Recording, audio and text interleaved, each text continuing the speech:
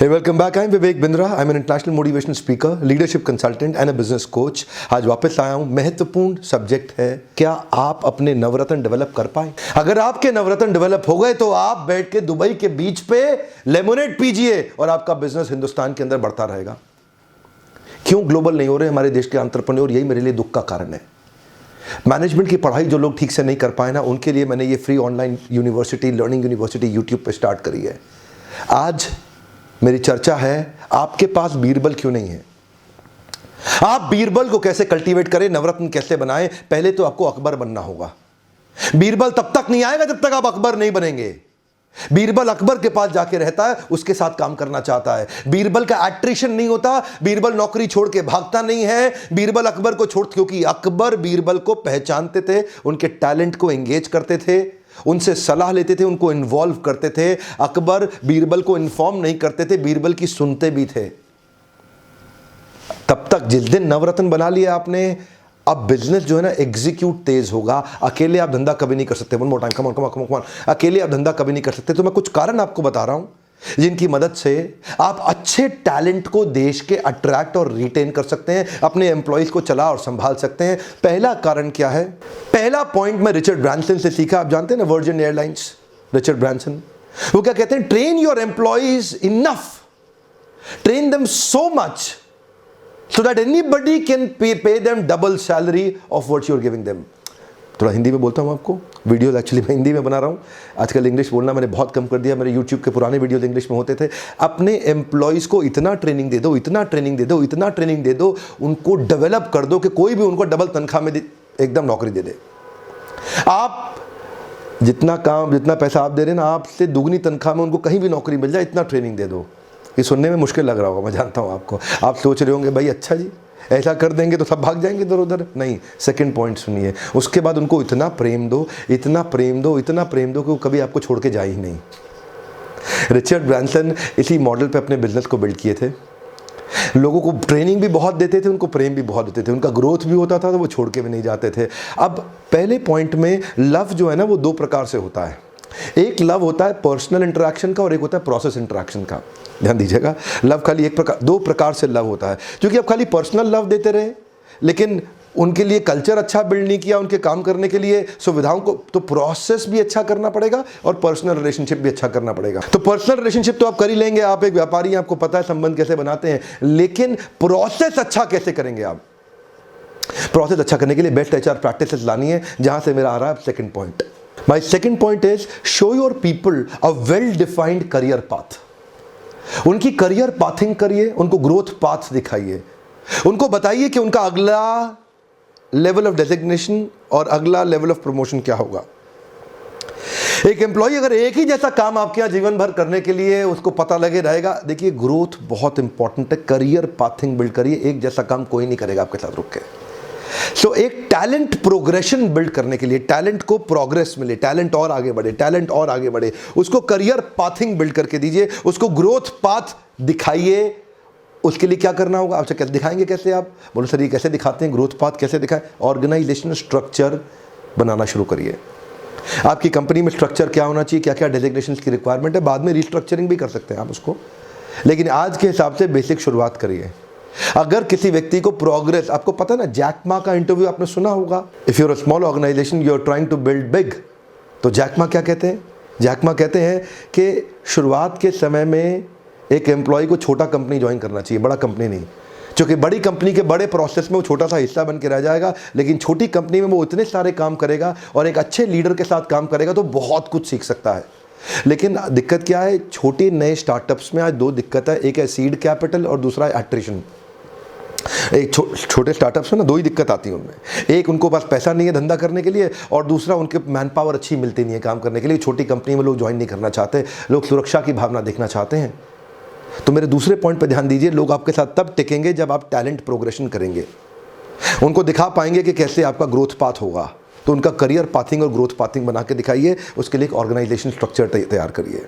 और वो जो आप कहते हैं ना कि सर पे चढ़ जाएगा, उसका सिंपल तरीका, स्कोर बोर्ड बनाइए ना, हर काम का स्कोर बोर्ड बनाइए। उसका स्कोर बोल रहा है, अगर उसका स्कोर बोल रहा है तो तारीफ करते जाइए। जब उसका स्कोर नहीं बोल रहा तो उसको एनकरेज करके हेल्प करिए, चलो मैं तुम्हारी मदद करता हूं।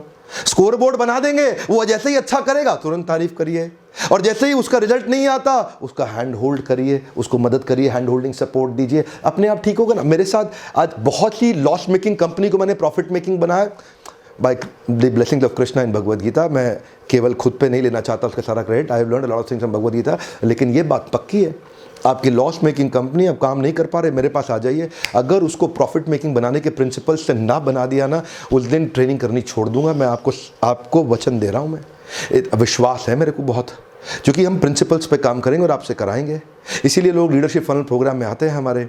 मेरा अगला पॉइंट है transparency and communication. Transparency and communication का बहुत बड़ा रोल है, इसको ग्लास डोर पॉलिसी भी बोलते हैं आज कॉर्पोरेट वर्ल्ड के अंदर। आपको ओपन ग्लास डोर पॉलिसी रखना पड़ेगा। ग्लास डोर मतलब अंदर बाहर सब दिख रहा है, आप अप्रोचेबल होने चाहिए, बॉस अप्रोचेबल होना चाहिए, ऑर्गेनाइजेशन के अंदर ग्लास डोर होना चाहिए। ऐसे लकड़ी के दरवाजे, एक तो होता है फिजिकल, एक होता है मेंटल। मैं मेंटल भी बोल रहा हूं फिजिकल के साथ साथ। ऐसा नहीं खाली फर्नीचर चेंज करा के ग्लास डोर लगा दिया और अंदर फिर से सीक्रेट बातें कर रहे हैं। ट्रांसपेरेंसी चाहिए। ट्रांसपेरेंसी का क्या मतलब होता है? इसका एक मतलब तो होता है नो फेवरेटिज्म। ये जो फेवरेटिज्म सिस्टम है ना, इसको केबिन में बुलाया, उससे कुछ अलग बात किया, उसको केबिन में बुलाया, उससे कुछ अलग बात किया, धीरे धीरे पर्दा फाश हो जाएगा, ज़्यादा दिन टिकेगा नहीं।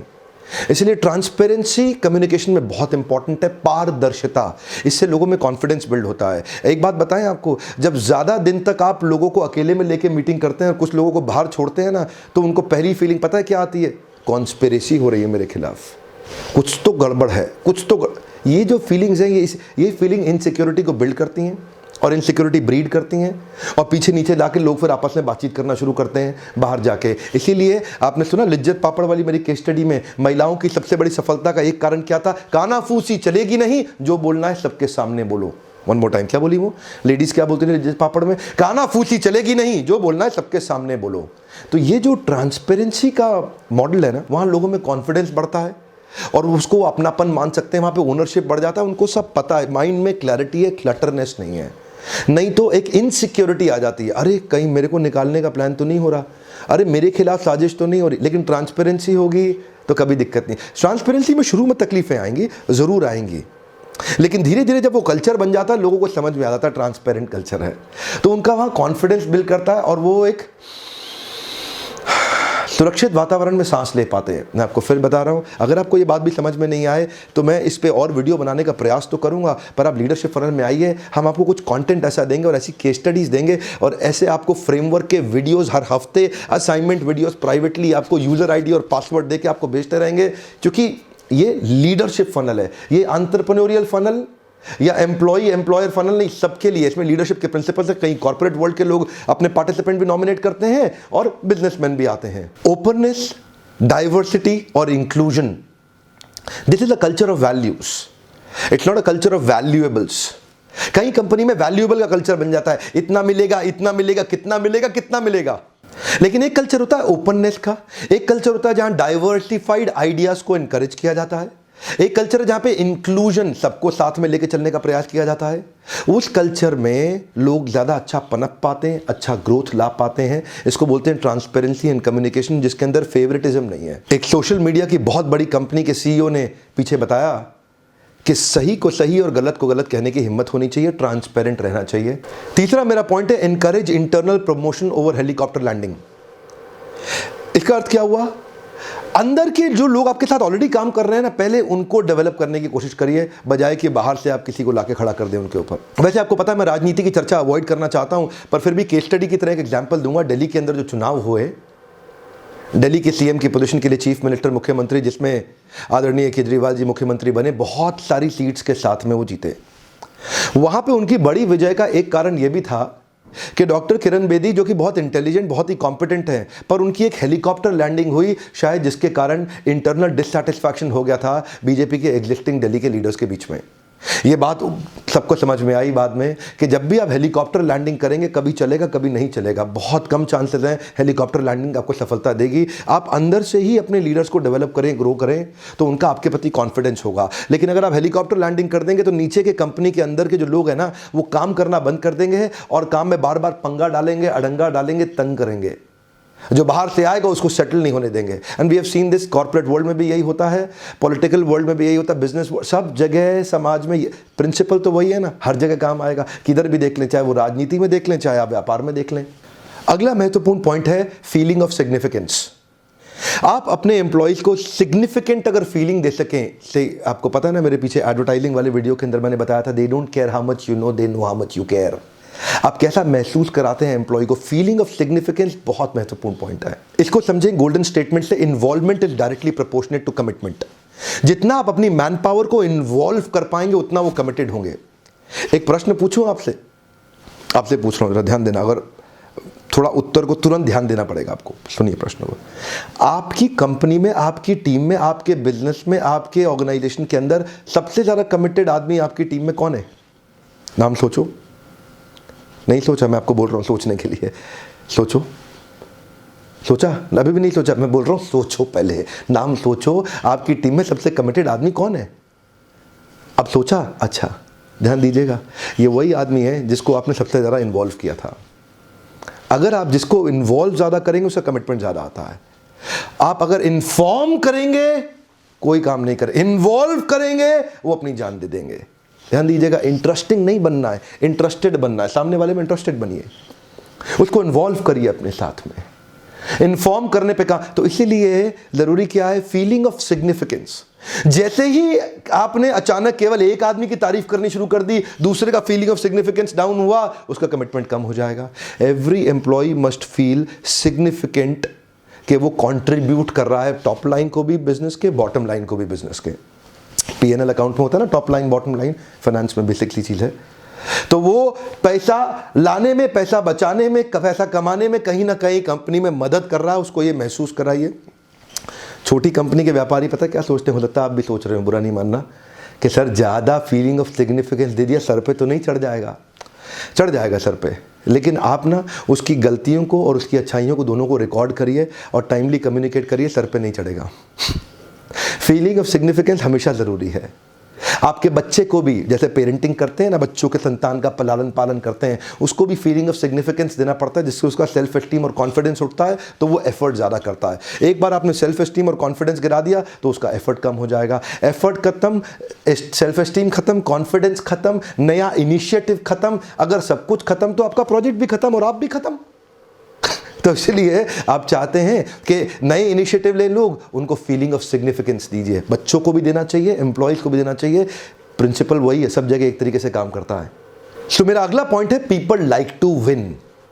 उनको जिताइए, लोग जीतना चाहते हैं, उनको जीतने में मदद करिए। आप इंश्योर करिए कि आप अपने लोगों को जिता सकें। जहां पे आदमी जीत रहा है ना, उसको वो छोड़ के नहीं जाता, उसको टेस्ट ऑफ सक्सेस दीजिए। लेकिन कई बार क्या है, हम लोगों से ना जबरदस्ती कोई नया अलग अलग टाइप का काम कराने का कोशिश करते हैं, वहां उनको टेस्ट ऑफ फेलियर आता है। और टेस्ट ऑफ फेलियर में there are high chances that a man will quit. या तो वो छोड़ देगा, या वो साथ में रिज्यूमे अपलोड करके रखेगा naukri.com पे, जिस दिन निकलेगा, जिस दिन लग गई ना उसकी, निकल लेगा, आपको तो छोड़ के पक्का जाएगा। लेकिन आप क्या कर रहे हैं? आप चाहते हैं कि मछली को पेड़ पे चढ़ाने का काम कर रहे हैं। मछली पेड़ पे नहीं चढ़ती है, मछली पानी में तैरती है। मछली को पेड़ पे नहीं चढ़ाइए, क्योंकि अगर मछली को पेड़ पे चढ़ाने के लिए मेहनत करेंगे ना, मछली भी बेचारी दुखी रहेगी, पता नहीं मैं क्यों नहीं चढ़ पा रही, और आप भी परेशान होते रहेंगे, ये डफर है, देखो चढ़ नहीं पा रही पेड़ पे। अरे पेड़ पे बंदर चढ़ता है, बंदर को पेड़ पे चढ़ाइए, मछली को मत चढ़ाइए। इसको बोलते हैं कॉम्पिटेंसी मैपिंग। कॉम्पिटेंसी असेसमेंट करिए कि वो किस कॉम्पिटेंसी में कामयाब होगा। टेस्ट ऑफ सक्सेस से वो आपके साथ रहेंगे, और टेस्ट ऑफ फेलियर मिला तो आपको तुरंत छोड़ देंगे। तनख्वाह कम भी मिलेगा ना कहीं पे जाके, उधर भी जाके वो काम करने को तैयार हो जाएंगे, अगर उनको वहां टेस्ट ऑफ सक्सेस मिल गया। अकबर के साथ बीरबल इसीलिए टिके थे। बीरबल वरना क्यों उनके साथ टिके रहे? क्योंकि अकबर इंटेलिजेंट लीडर थे। और मेरा आखिरी पॉइंट है multiply the skill and energy of those working with you. जो आपके साथ काम कर रहे हैं ना, आपको एक फ्रेमवर्क बनाना पड़ेगा कि उनका स्किल भी बढ़ाए, उनका विल भी बढ़ाए। ध्यान दीजिएगा, आपको देखना पड़ेगा कि कैसे हर एक एम्प्लॉय का स्किल कितना बढ़ रहा है, विल कितना बढ़ रहा है। उसका एक टेम्पलेट बना लें अपने सामने, और हर एक एम्प्लॉय का मंथली मेजरमेंट करने का प्रयास करें। इसका उत्साह कितना बढ़ रहा है और इसकी क्षमता कितनी बढ़ रही है। मेरा पीछे एक यूट्यूब का वीडियो था skill will matrix by Vivek Bindra. अगर आपने नहीं देखा तो जाके देखिए, सर्च करिए skill will matrix by Vivek Bindra, आपको काम आएगा। और अगला वीडियो देखिए coaching and mentoring by Vivek Bindra. वो ये 2 वीडियोस मैं आपको रेकमेंड कर रहा हूं, ये दोनों जरूर देखिएगा। इसका यहाँ पे मैंने आपको थंबनेल दे दिया है, skill will matrix by Vivek Bindra, coaching and mentoring by Vivek Bindra. ये आपको मदद करेंगे कि कैसे आप अपनी एम्प्लॉइज को कोच और मेंटर करके उनके स्किल और विल को मल्टीप्लाई कर सकेंगे। आप अगर डिटेल में जानना चाहते हैं ना, तो आपको पता है मेरा जवाब क्या है। आइए लीडरशिप फनल में, जिसमें एक डिटेल में चैप्टर है जहां पे आपको, अगर आप अपने बिजनेस को ऑटो मोड में लाना चाहते हैं क्या, या गल्ले पे ही बैठना है आपको, अपने लिए नौकरी पाल के रखनी है। वन मोर टाइम, अगर आप चाहते हैं बिजनेस ऑटो मोड में जाए और मल्टीप्लाई होना शुरू हो जाए, वो तब तक नहीं होगा जब तक आपके पास बढ़िया मैन पावर नहीं होगी। बढ़िया मैन पावर हायर कैसे करें, उसको रिटेन कैसे करें, उसको डेवलप कैसे करें, उसको मल्टीप्लाई कैसे करें, उस चैप्टर को डिटेल में समझने के लिए आप लीडरशिप फनल प्रोग्राम में आइए। जनवरी 2018 के बाद के बैचेस में हम प्राइस रिवाइज कर रहे हैं। उससे पहले अगर आते हैं तो इसी नंबर पे फोन करिए, पता लगाइए कि आपके पास सबसे नजदीक बैच कहां पे होने वाला है, जहां पे आप अपनी एंटरप्रेन्योरियल लीडरशिप प्रोफेशनल सक्सेस के लिए हमारे को आके ज्वाइन कर सकते हैं। एक्चुअली जो हमारे देश में सबसे बड़ी सफलता आएगी, वो सफलता दिल्ली और मुंबई से नहीं आती। दिल्ली और मुंबई तो मैं ट्रेनिंग करने जाता हूं। वैसे सबसे बड़ी सफलता आएगी देश के अंदर हमारे देश के छोटे शहरों से, जहां पे अगर व्यापारी बड़े हो गए, वो सबसे बड़े ग्रोथ इंजन बन सकते हैं। एमएसएमई और एसएमई सबसे बड़े ग्रोथ इंजन बन सकते हैं। छोटे दुकानदार जो बड़े अच्छे रिटेल स्टोर्स में कन्वर्ट हो जाएं, सबसे बड़ा ग्रोथ इंजन बन सकता है एक छोटा कमजोर व्यापारी एक छोटे शहर का, जो बड़ा कॉन्ग्लोमरेट, एक एंटरप्रेन्योर बड़ा बन सकता है। मैं चाहता हूं आप मेरी मदद करें, कृपया करके मेरी मदद करें। एक ही मेरा मिशन है, आप इस वीडियो को व्हाट्सएप पे जाएं और उन सबको शेयर करें जो अपने एम्प्लॉय को रिटेन नहीं कर पा रहे, उनको शायद इससे मदद हो जाए। सो इन 7 स्ट्रेटेजिक ऑप्शंस में से आप किसको अप्लाई करेंगे, मैं चाहता हूं नीचे कमेंट बॉक्स में आप लिखें, और ताकि सब एक दूसरे का पढ़ सकें, किसको किससे इंस्पिरेशन मिला ना। Each one teach one while being taught by one, हर एक को एक दूसरे से इंस्पिरेशन लेना चाहिए। तो कमेंट बॉक्स में हम सब चलेंगे नीचे अब, और सबके साथ चल के देखेंगे किसको कौन सा पॉइंट सबसे अच्छा लगा। सो इन 7 स्ट्रेटेजिक पॉइंटर्स, एक्शनेबल्स में आपको सबसे ज़्यादा कौन सा पसंद आया, नीचे लिखिए, ताकि हम सब एक दूसरे से सीख सकें। अगर आपको वीडियो से मदद मिली हो, ज़रूर लाइक कर दें। सब्सक्राइब आपने किया होगा, बेल आइकॉन को अगर हिट नहीं किया, नोटिफिकेशन नहीं आएंगे। बेल आइकॉन को हिट करने से नोटिफिकेशन डायरेक्ट सबसे पहले आप तक आपकी सफलता के लिए पहुंचेंगे। Video online free learning university पर देखने के लिए आपको दोबारा से बहुत बहुत धन्यवाद।